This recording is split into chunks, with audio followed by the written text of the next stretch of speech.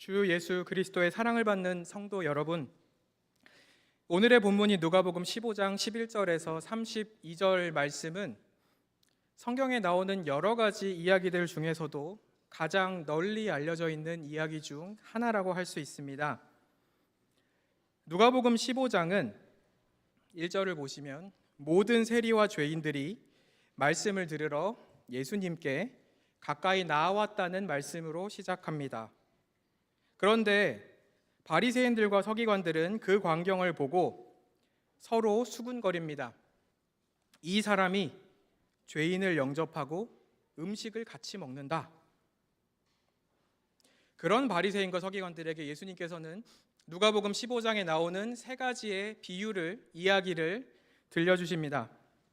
물론 이 자리에는 세리와 죄인들도 또 예수님의 제자들도 함께 하고 있을 수 있지만, 그러나 이 누가복음 15장의 세 비유를 읽으실 때 이 비유가 가장 먼저 향하는 대상 청중은 바로 불평하고 있는, 비난하고 있는 바리새인과 서기관들이라는 사실을 기억하시면 좋습니다. 오늘의 본문은 그 세 비유 중에 마지막에 나오는 가장 긴 이야기입니다.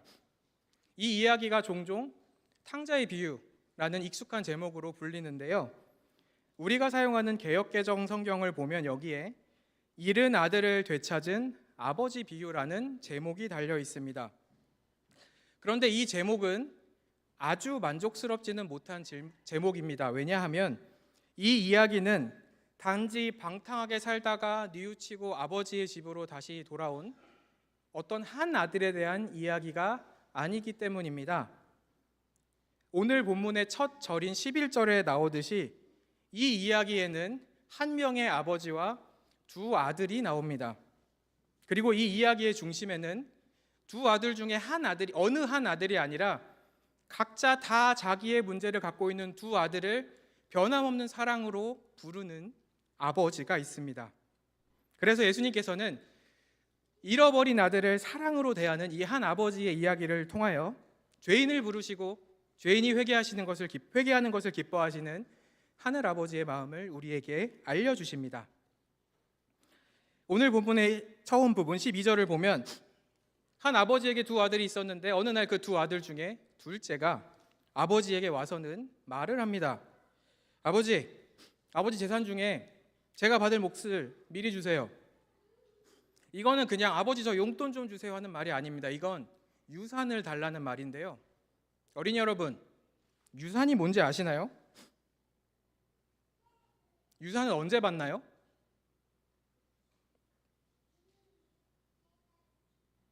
보통 많은 경우에 유산은 돌아가신 다음에 물려받습니다.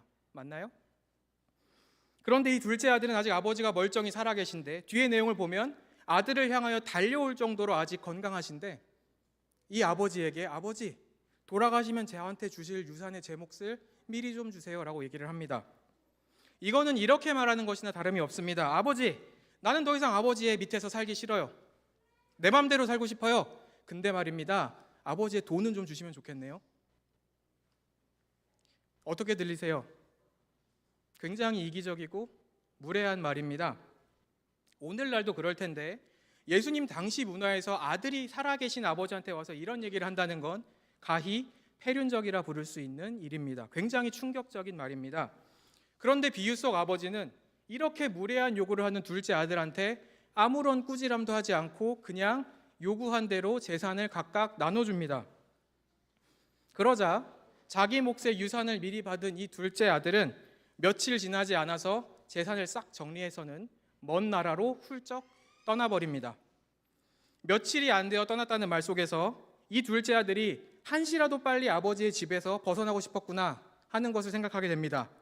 또한 먼 나라로 간 것을 보면 아버지의 집에서 확실하게 벗어나고 싶었구나 하는 걸 생각을 하게 되죠. 아마 먼 나라로 재산을 가지고 떠나면서 이 둘째 아들은 이제는 자유롭게 내가 원하는 대로 행복한 삶을 꾸려갈 수 있겠구나 하면서 희망을 가지고 갔을지 모르겠습니다. 그러나 먼 나라로 간 둘째 아들이 어떻게 살았는지 바로 나옵니다. 둘째 아들은 먼 나라로 가서 허랑방탕하며 재산을 낭비했습니다. 예수님께서는 이 사람이 돈을 어디에 어떻게 낭비했는지 자세하게 이야기를 해주시진 않습니다. 이 사람이 꼭 유흥만 즐긴 게 아니었을 수도 있습니다. 나름대로 어떤 사업이나 의미 있는 일을 해보려고 했을 수도 있습니다. 그러나 이 아들이 얼마의 기간 동안에 무슨 과정을 거쳤든지 중요한 건 결론입니다. 둘째 아들은 아버지에게 받아서 가져온 모든 재산을 가치 없는 일에 다 써버렸습니다. 손에 아무것도 남지 않았습니다. 그런데 이야기니까 그렇지만 이 둘째 아들이 재산을 하필 다 쓴 그때 위기가 찾아옵니다. 그가 살고 있는 나라에 흉년이 들었습니다. 그것도 큰 흉년이 들었습니다. 둘째 아들은 삶의 위기에 마주하게 됩니다. 돈이 없으니까 일을 해야 될 텐데 어떤 일을 했나요? 그 나라 사람 중 하나에게 가서 붙어 살았는데 그 사람이 이 사람한테 들에 나가서 돼지를 돌보라고 일을 맡겼습니다. 여러분은 사실 돼지라는 말을 들었을 때 별다른 부정적인 느낌이 크게 오진 않으실 텐데요. 예수님의 말씀을 처음 듣고 있었던 유대 사람들한테는 이건 굉장히 충격적인 광경입니다. 율법에서 돼지는 하나님께서 부정한 짐승으로 먹지 말라고 하신 짐승 중에 하나였고요. 그래서 유대인들은 돼지를 먹지도 않았고 가까이 하지도 않았습니다. 그런데 지금 이 둘째 아들은 먼 나라에 가서 자기가 만약에 유대에 있었다면 접촉하기도 꺼렸을 그 돼지를 돌보는 일을 할 수밖에 없게 됩니다. 살기 위해서 이 일을 할 수밖에 없게 되었습니다. 그런데 둘째 아들의 비참함은 여기서 끝나지 않았습니다. 돼지 치는 일을 받았는데 그 일을 하는데도 먹을 게 없었습니다. 그래서 어떻게 먹을 걸 찾으려고 했냐면 돼지들한테 사료로 주는 그 열매라도 먹어서 배를 채워보려고 했습니다. 그런데 그 열매조차도 챙겨주는 사람이 없었습니다. 배를 채우기 위해서 돼지와 경쟁을 해야 하는 그런 처지가 되었습니다. 아버지에게 무례한 요구를 하면서 집을 야심차게 떠나온 결과가 이와 같이 비참하게 되었습니다. 아무것도 손에 남은 게 없는 빈털터리가 되었고 그런 나를 챙겨주는 사람 하나 없이 스스로 돼지 사료라도 스스로 구해 먹어야 되는 이런 처지가 되었습니다. 이런 암담한 상황에서 둘째 아들은 마음을 고쳐 먹습니다. 17절인데요. 같이 읽어볼까요? 17절입니다. 이에 스스로 돌이켜 이르되 내 아버지에게는 양식이 풍족한 품꾼이 얼마나 많은가? 나는 여기서 줄여 죽는구나. 어린이 여러분, 품꾼이 뭐 하는 사람인지 아시나요?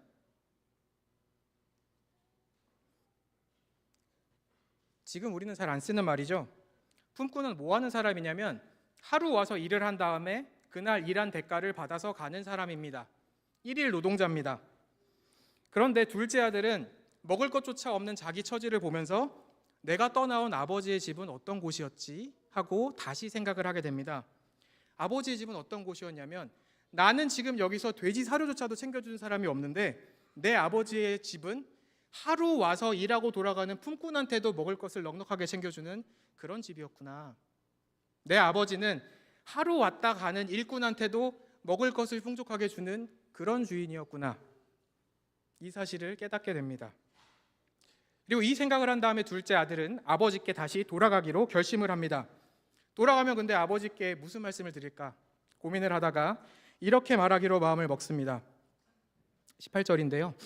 아버지, 내가 하늘과 아버지께 죄를 지었사오니 지금부터는 아버지의 아들이라 일컬음을 감당하지 못하겠나이다. 나를 품꾼의 하나로 보소서. 변명하는 말은 하나도 없습니다. 흉년 때문에 환경 탓도 없습니다. 다른 사람 탓도 하지 않습니다. 제가 사기를 당했어요. 다만 이 아들은 자기의 잘못을 담백하게 고백합니다. 제가 잘못했습니다. 제가 죄를 지었습니다. 또한 이미 아버지의 집을 떠나올 때 무리한 요구를 하면서 아버지가 돌아가신 뒤에 물려받을 재산까지 다 싹 받아왔기에 이제 집에 돌아간다 하더라도 이 둘째 아들이 집에서 요구할 수 있는 건 아무것도 없습니다. 종은요, 이 당시 문화에서 종은 최소한 가족의 구성원으로서 보호를 받을 수 있는 테두리 안에 있었습니다. 그런데 품꾼은요, 품꾼은 가족 구성원이 아닙니다. 일이 있으면 부르고 일이 없으면 갑니다. 그런데 둘째 아들은 종도 아니고 품꾼으로라도 아버지의 집에 가서 일을 할 수 있었으면 좋겠다. 정말 아무것도 기대하지 않고 돌아갑니다.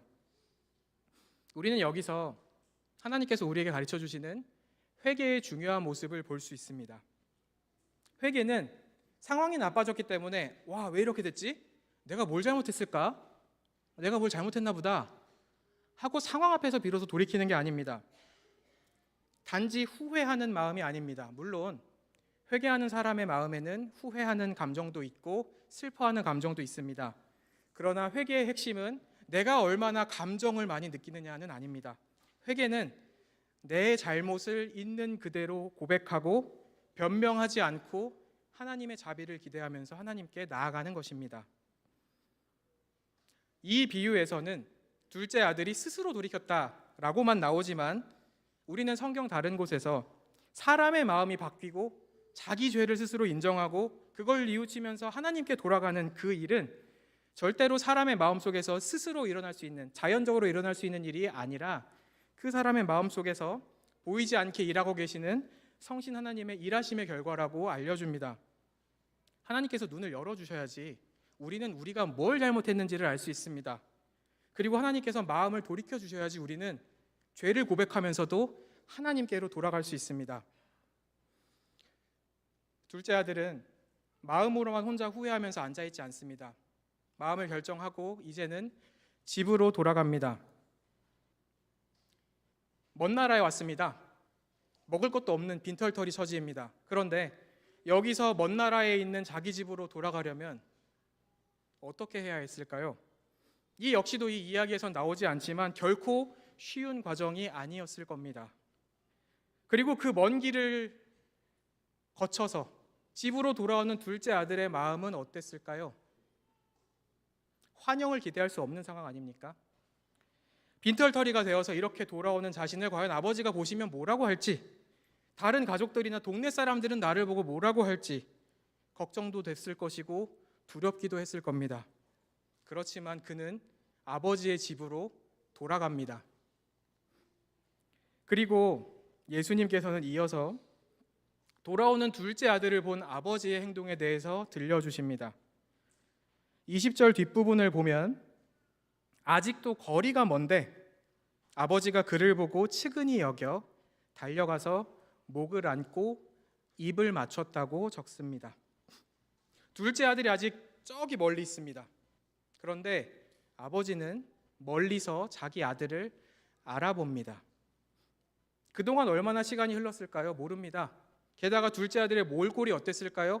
빈털터리가 돼서 돼지 사료를 찾아 먹는 그 아들의 모습이 좋았을까요? 그런데 그 모습이 얼마나 변했든지 간에 이 아버지는 자기 아들을 알아봅니다. 보고는 측은하게 여깁니다. 불쌍하게 여깁니다. 그리고 나서는 마음으로만 불쌍히 여기고 있는 게 아니라 아들에게로 뛰어갑니다.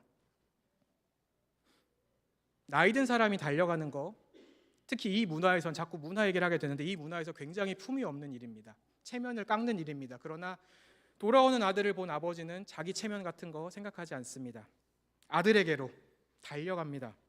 그리고 마침내 아들 앞에 와서는 아무 말도 하지 않고 아들을 껴안고 입을 맞춥니다.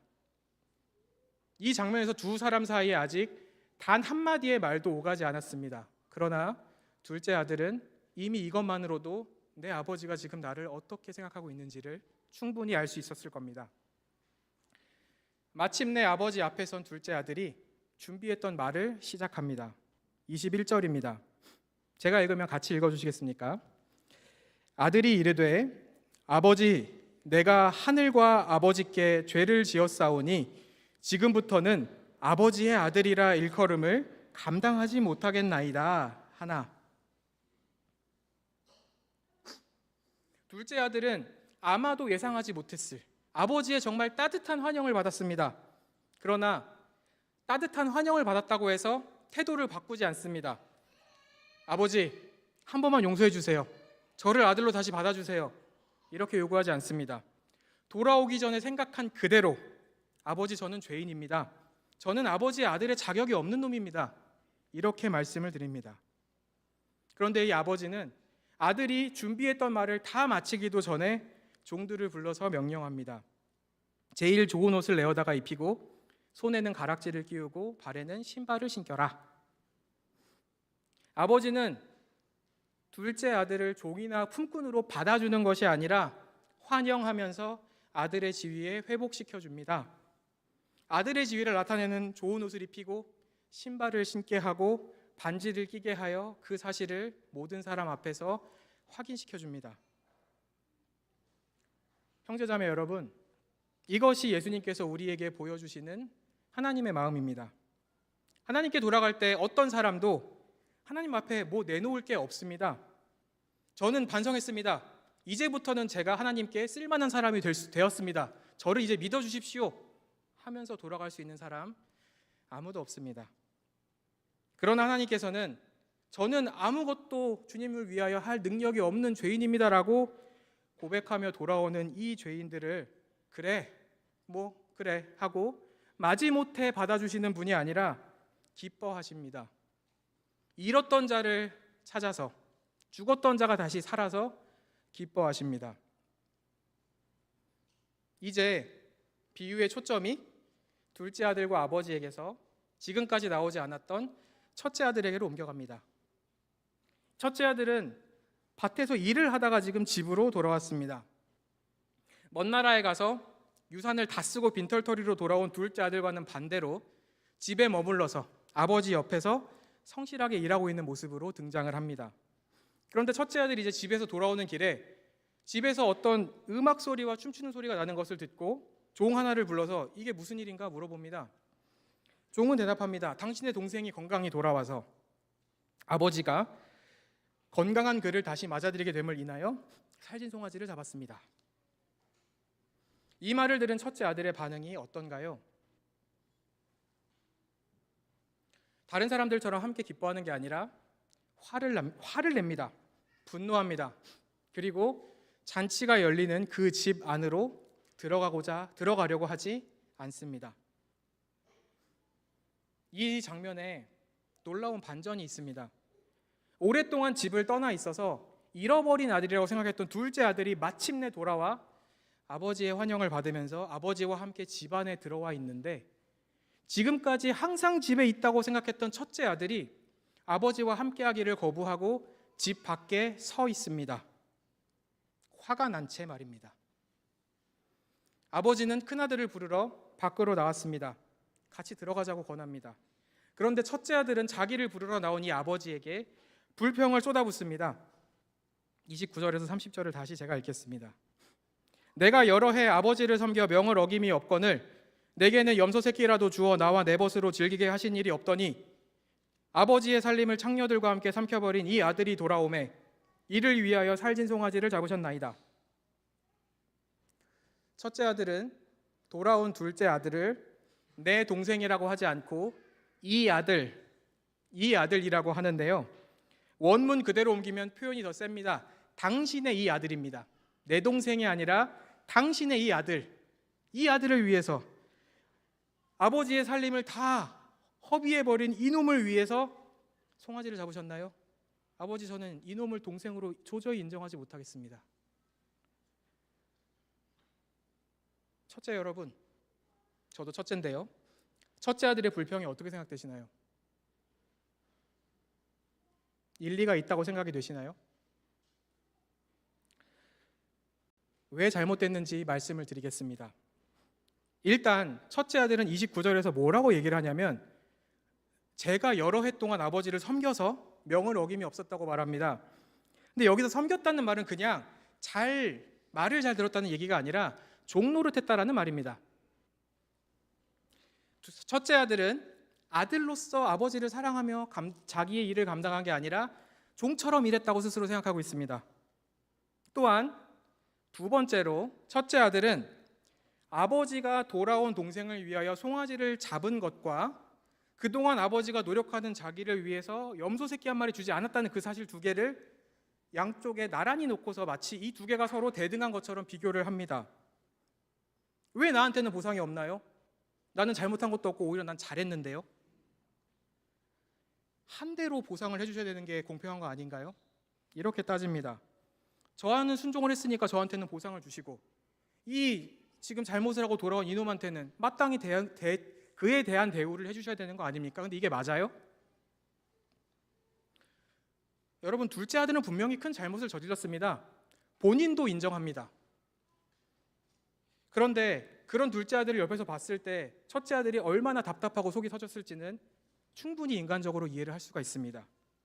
그러나 여러분, 잘했다고 염소 새끼 줘서 즐기라고 하는 것과 동생이 돌아와서 송아지를 잡은 이 두 개가 같은 일인가요? 같은 수준의 일인가요? 아니요. 첫째 아들은 지금 맞지 않는 걸 서로 비교를 하고 있습니다. 아버지가 송아지를 잡은 거 둘째 아들한테 야, 너 참 잘했다, 내가 송아지 줄게, 즐겨라고 주는 게 아닙니다. 이 잔치의 주인은 둘째 아들이 아니라 아버지입니다. 잃어버린 아들을 다시 얻은 아버지가 기뻐해서 송아지를 잡습니다. 아버지는 둘째 아들한테 한 번도 지금까지 너 잘했다라고 얘기해 준 적 한 번도 없습니다. 오히려 둘째 아들이 자기 죄를 고백할 때 아무 대답도 하지 않습니다. 그러니까 아버지와 아들 관계는 행위와 보상만으로 돌아가는 관계가 아니라는 걸 잘 아실 겁니다. 어떤 관계가 일과 그 일에 대한 보상으로 돌아가나요? 이 이야기 속에서는 가장 그게 잘 드러나는 관계는 주인과 품꾼의 관계입니다. 품꾼한테는 하루 일을 시켰으면 그 하루 일한 거에 대해서 보상을 줘야 됩니다. 안 주면 그게 잘못입니다. 반대로 만약에 품꾼이 자기가 해야 될 일을 제대로 하지 못하거나 심지어 뭔가 잘못을 저지르면 돈을 받지 못하거나 주인한테 손해배상을 해야 될 수도 있을 겁니다. 그런데 우리는 여기서도 반전을 보게 됩니다. 둘째 아들은 돌아올 때 아버지의 집에서 아무것도 기대하지 않고 그냥 내가 노동을 했을 때 대가라도 주시든 품꾼이라도 되면 좋겠다 이러면서 돌아왔는데, 지금까지 계속 집에서 아버지와 함께 있었던 첫째 아들은 마치 자기가 품꾼의 위치에 있는 것처럼 왜 나한테 보상을 주지 않았냐고 아버지에게 항의를 하고 있습니다. 이런 첫째 아들에게 아버지는 이렇게 대답합니다. 먼저 31절부터 읽겠습니다. 예, 너는 항상 나와 함께 있으니 내 것이 다 내 것이로 돼. 아들아, 너는 아들이야. 지금까지 나랑 항상 함께 있었잖아. 아들로서. 나 네 아버지잖아. 내게 다 네 거야. 이건 진짜 문자적으로도 사실입니다. 왜냐하면 이미 둘째 아들은 자기 몫을 다 받아갔기 때문에 이제 아버지의 재산은 다 첫째 아들의 권리가 됩니다. 그러니까 첫째 아들은 마치 아버지가 자기 노력에 대해서 아무것도 해주지 않은 것처럼 억울해하지만 첫째 아들은 아무것도 안 받은 위치에 있지 않습니다. 그는 아버지의 집에 있는 큰아들입니다. 아들로서 아버지의 상속자입니다. 물론 아버지가 아직 살아계시니까 지금은 아버지의 명예에 따르지만 아버지가 살아계신 동에도 그럼 이게 남의 거냐면 우리 아버지 겁니다. 우리 겁니다. 그리고 아버지가 돌아가신다면 이 모든 것이 나의 것으로 될 겁니다. 첫째 아들이 열심히 일했기 때문인가요? 아니요. 아들이기 때문입니다. 그러니까 품꾼처럼 아버지한테 보상이요. 이게 공평하지 않잖아요 라고 따지는 첫째 아들에게 아버지는 일깨워줍니다. 너는 내가 사장이고 너가 일꾼이 아니라 너는 아들이고 나는 아버지고 너는 내 상속자야. 내 모든 게 다 너 것이다. 그리고 아버지는 계속하여 말을 이어갑니다. 32절 말씀도 같이 읽을까요? 제가 읽으면 따라 읽어주시기 바랍니다. 이 내 동생은 죽었다가 살아났으며 내가 잃었다가 얻었기로 우리가 즐거워하고 기뻐하는 것이 마땅하다 하니라. 앞에서 첫째 아들이 동생을 뭐라 그랬죠? 이 아들, 당신의 이 아들.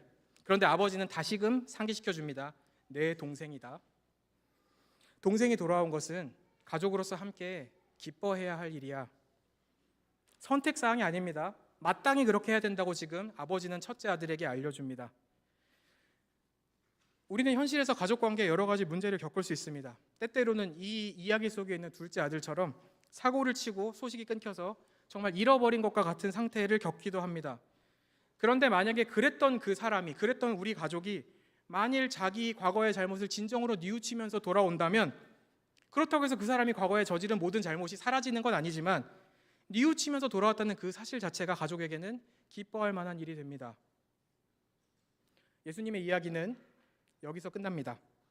첫째 아들이 아버지의 말을 들은 다음에 마음을 돌려서 잔치 자리에 같이 들어갔는지 아니면 끝까지 화를 내면서 집 밖에 서 있었는지 말씀해 주시지 않으십니다. 열린 결말이죠. 그런데 이 첫째 아들의 모습이 지금 예수님을 보면서 서로 수근수근거리고 예수님을 비난하는 바리새인과 서기관들의 모습과 겹쳐 보입니다. 바리새인과 서기관들은 어떤 사람들인가요?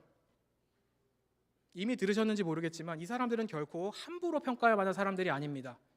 이 사람들은 자기들이 하나님 백성이라는 강한 의식을 가지고 하나님께서 우리에게 주신 율법 말씀을 다 지키면서 살아야겠다라고 헌신한 사람들입니다.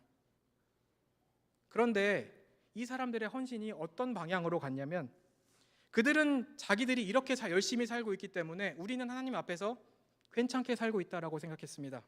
반면 예수님 앞으로 나아오는 세리와 죄인들은 그런 대우를, 그런 환영을, 그런 관계를 맺을 자격이 없는 사람들이라고 생각했습니다.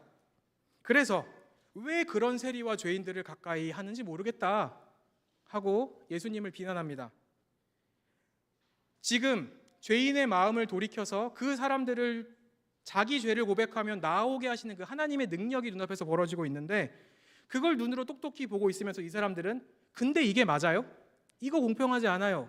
이거 잘못이잖아요. 라고 따집니다. 그러니까 사람의 눈에는 어떤 사람이 이 사람들보다 하나님의 율법을 더 잘 지킬 수 있을까?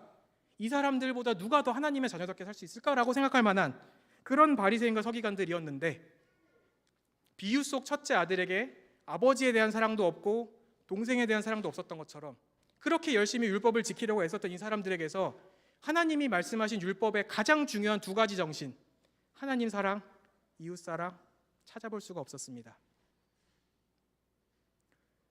첫째 아들이 지금 집 앞에 서서 들어가지 않고 아버지를 향해서 이렇게 비난하는 거 굉장히 무례한 행동입니다. 아버지가 지금 잔치를 열었는데 그 잔치의 주인이신 아버지의 큰 아들로서 이 큰 아들은 잔치에서 해야 할 일이 있습니다. 그런데 큰 아들이 들어오지 않고 심지어 아버지에게 이렇게 비난을 쏟아붓는 거, 아버지에게도 모욕적인 일일 뿐 아니라 잔치에 참석한 모든 사람들 앞에서 아버지를 공개적으로 망신 주는 일이기도 합니다. 그런데 예수님을 비난하고 있는 이 바리새인과 서기관들이 사실은 이 첫째 아들과 같은 잘못을 저지르고 있습니다. 하나님 아버지께, 그리고 우리를 위하여 오신 예수 그리스도 하나님의 아들께 대단한 무례를 범하고 있습니다. 그러나 예수님께서는 이 이야기에서는, 이 누가복음 15장에서는 그렇게 무례한 바리새인과 서기관들을 꾸짖지 않으십니다. 이야기 속 아버지의 말을 통하여 오히려 그런 바리새인과 서기관들에게도 죄인이 회개하여 돌아오는 것을 기뻐하면서 너희도 같이 기뻐하자 하고 부르시는 하나님 아버지의 초대를 전하십니다. 예수님은 지금 이 이야기를 통해서 바리새인과 서기관들에게 묻고 계십니다. 죄인을 찾으시고 죄인이 회개했을 때 기뻐하시는 하나님 아버지의 기쁨에 함께 할 것입니까? 하겠느냐? 아니면 그렇게 계속 서서 저건 옳지 않아라고 원망하고 있겠느냐? 만약에 큰아들이 끝까지 아버지의 말을 듣지 않고 집 밖에 서서 잔치에 들어가지 않는다면 그건 무슨 의미가 있을까요? 그건 큰아들이 자기 스스로 아버지와 아들 관계를 깨트리는 걸 의미합니다. 자기 스스로 잃어버린 아들의 위치에 서는 걸 자처하는 걸 의미합니다. 바리새인과 서기관들도 마찬가지입니다. 그들이 그렇게 예수님이 하시는 일을 보면서 비난하고 비판하는 한 그들은 죄인을 불러 회개하게 하시는 하나님의 일과 그 기쁨에 참여하지 않고 그들 스스로 바깥에 서서 원망하고 비판하고 있는 위치에 서 있게 됩니다. 우리는 이 비유를 읽을 때 자연스럽게 나는 어느 쪽인가? 둘째 아들인가? 첫째 아들인가? 아니면 둘 다인가? 6대 4인가? 7대 3인가? 8대 2인가? 나를 비춰보게 되곤 합니다. 우리의 경험이나 우리가 지금 처해 있는 상황에 따라서 지금 나의 모습이 두 아들 중 어느 한쪽에 더 가까울 수도 있고 둘 다 조금은 다르게 느껴질 수도 있습니다. 그런데 이 땅을 사는 동안에 회개하기 이전만이 아니라 믿음을 가지게 된 뒤에도 그리스도인들에게는 이 두 아들의 모습이 모두 나타날 수 있습니다. 우리는 하나님 아버지를 떠나서 마치 먼 나라로 간 것처럼 살 수 있습니다.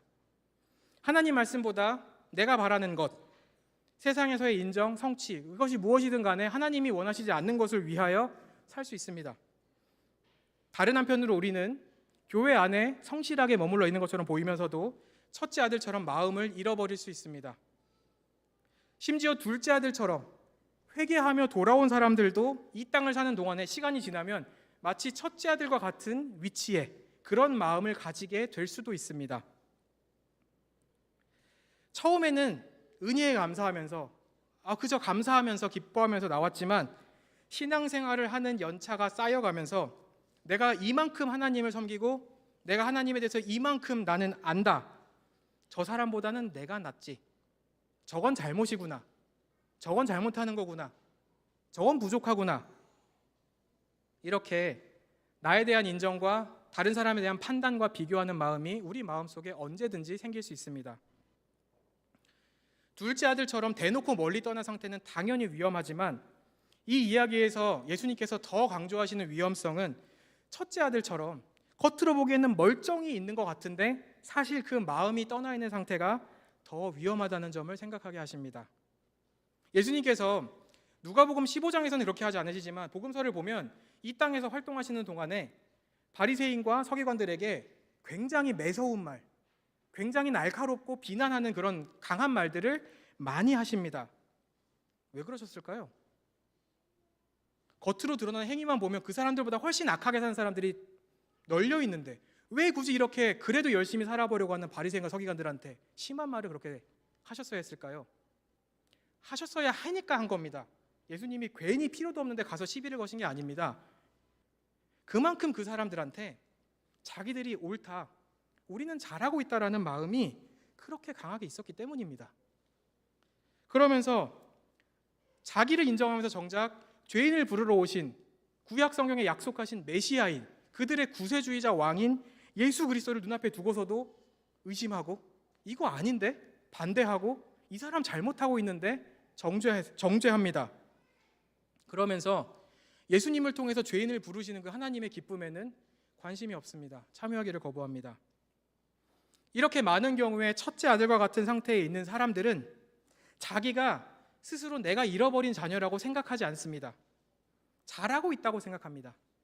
성실하고 도덕적인 삶의 모습, 훌륭해 보이는 행동과 봉사하는 삶 속에서 우리는 어느덧 자라나는 나에 대한 인정, 나에 대한 평가, 나의 의에 대한 생각이 우리 마음을 가져갈 수 있습니다. 그러나 내가 한 어떤 일도 절대 그 자체로 우리를 하나님 앞에 세워줄 수 없지요. 오히려 우리가 조금이라도 나를 인정하는 마음을 가지는 순간 그 마음은 우리가 하나님의 은혜 아래에 서 있지 않도록 우리를 자꾸 밀어냅니다. 그런데 이 비유를 읽을 때 우리가 반드시 생각해야 할 중요한 점이 하나 있습니다. 너무나 당연하기 때문에 오히려 생각하지 못할 수 있는 바로 그 점인데요. 이 비유 속의 아버지는 아들에 대하여 아무런 책임도 묻지 않고 한없이 용서하면서 품어주는 태도를 보여줍니다. 돌아온 둘째 아들한테 아무런 책임도 묻지 않고 꾸짖지도 않고 환영하고 아들의 지위를 회복시켜줍니다. 첫째 아들을 타이르면서 잔치에 들어가자고 초대합니다. 그러면 질문이 생기지 않나요? 아니 잘못은요? 잘못에 대한 책임은 어떻게 되는 겁니까? 의로우신 하나님이라고 우리가 성경에서 분명히 들었는데 하나님께서 이렇게 죄를 그냥 지나치신다고요? 이 이야기 속에는, 이 비유 속에는 죄에 대한 책임이나 대가에 대한 이야기는 나오지 않습니다. 맞습니다. 그러나 우리는 이 비유들을 읽을 때 누가 이 이야기를 들려주고 계시는지를 반드시 기억해야 합니다. 어린이 여러분, 누가 이 이야기를 들려주고 계시나요? 예수님이죠? 예수님은 어떤 분인가요? 여러분이 예수님을 어떤 분으로 알고 믿으시나요? 예수님은 죄인을 부르러 오신 하나님의 아들입니다.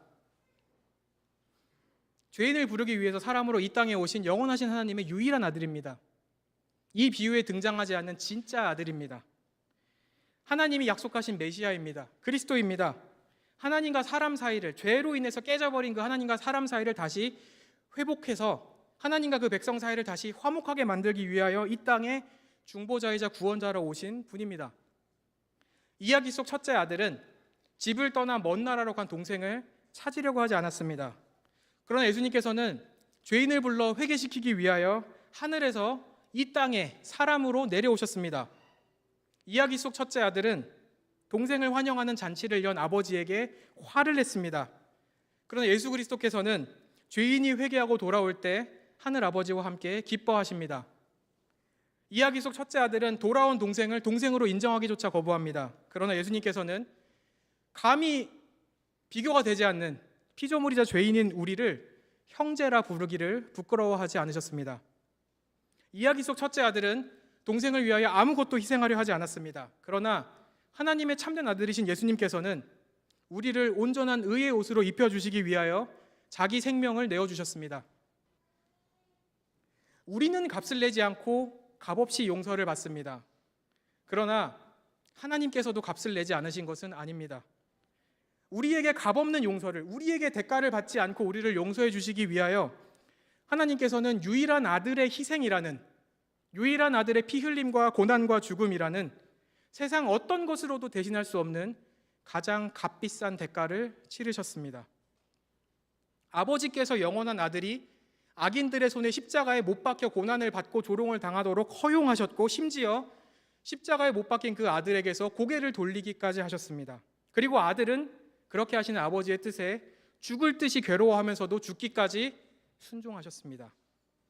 우리 대신에 자기 잘못이 아무것도 없는 분이 우리의 잘못 때문에 십자가에 못 박혀 수치를 당하고 조롱을 당하고 벌거벗겨지고 고통스러워하면서 심지어 아버지로부터의 형벌을 당하면서도 그것을 잠잠히 다 감당하셨습니다.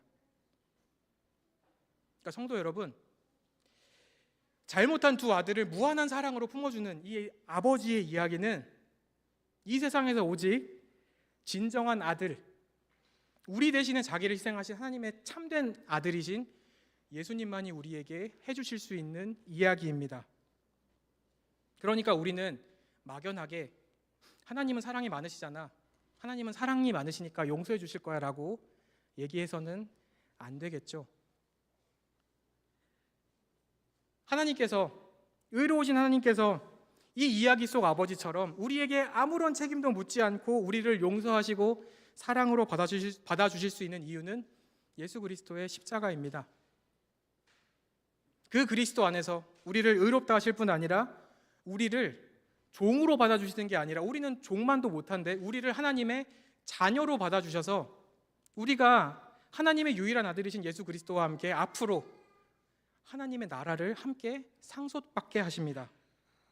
그러니까 우리는 하나님의 용서와 사랑에 대해서 전할 때 그것을 어떤 이론이나 교리로 전하는 게 아니라 반드시 우리를 위해 감당하신 예수 그리스도의 십자가와, 그러나 죽음 아래 있지 않고 죽음을 이기고 부활하셔서 지금 하늘에 살아계시는 예수 그리스도를 함께 전해야 합니다. 우리가 믿고 우리가 의지해야 할 건 문장이 아니라 살아계신 예수 그리스도 그분입니다. 또한 그리스도 안에서 나는 값없이 용서를 받았다라고 스스로 고백하고 깨닫고 회개하며 돌아와 기뻐하시는 아버지의 환영을 받은 교회는 다른 사람이 하나님 아버지의 은혜로 그와 같이 회개하고 돌아올 때 그 사람을 아버지와 함께 기뻐하면서 맞이해야 합니다.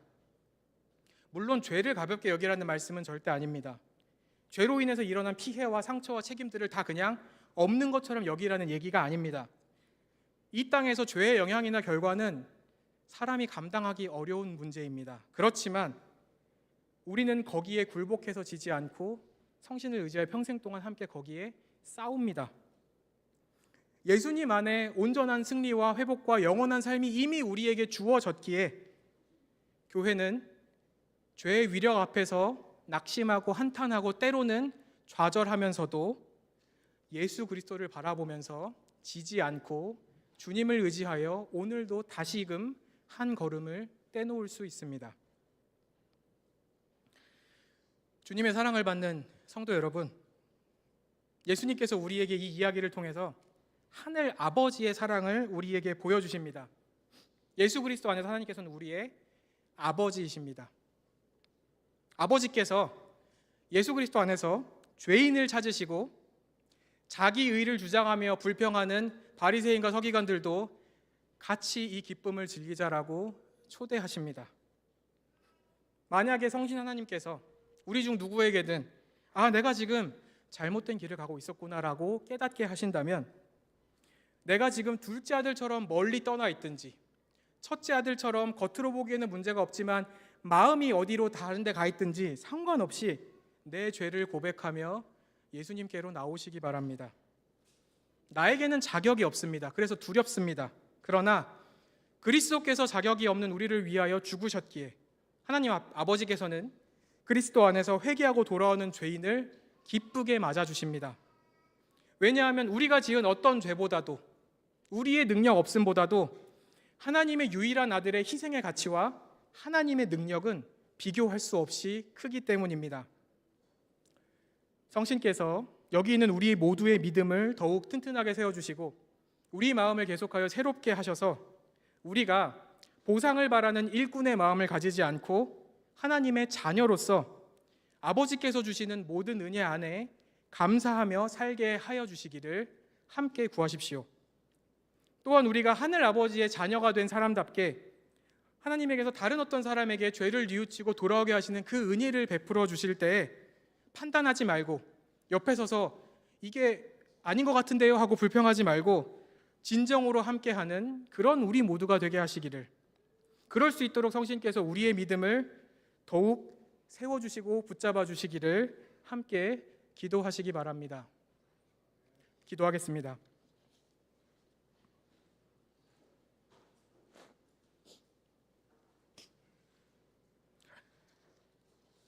하늘에 계신 우리 아버지, 하나님을 모르고 죄를 지으며 자기 마음대로 살던 저희를 불러 하나님의 자녀로 삼아주신 은혜에 감사를 드립니다. 하나님의 아들의 희생 위에서 하나님께 돌아오는 저희에게는 아무것도 요구하지 않고 기쁘게 받아주시는 것이 참으로 신비한 하나님의 사랑이며 은혜입니다. 저희는 연약하기에 믿음을 선물로 받은 뒤에도 이 땅을 사는 동안에는 둘째 아들처럼 방황하거나 첫째 아들처럼 은혜를 잊고 자기 의를 내세우게 되곤 합니다. 그러나 우리 안에 와서 함께 거하시는 성신께서 항상 주님의 말씀 앞에서 저희 마음을 비추어 저희의 상태를 알게 하시고 저희가 항상 예수 그리스도를 의지하며 하나님 앞으로 나오게 하여 주십시오. 저희가 보상을 바라는 품꾼의 마음이 아니라 아버지를 사랑하며 감사하는 자녀의 마음으로 하나님께 즐겁게 순종하며 살게 하여 주시기를 구합니다. 또한 저희가 하늘 아버지와 예수 그리스도의 성품을 닮아 자기 죄를 고백하며 돌아오는 사람을 밀어내지 않고 기쁨으로 환영하며 함께 감사하며 찬송하게 하시기를 소원합니다.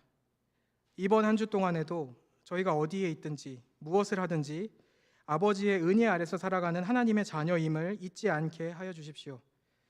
저희의 모든 죄를 예수 그리스도 안에서 다 용서하여 주시고 저희를 모든 악과 유혹에서 지켜주시기를 구합니다.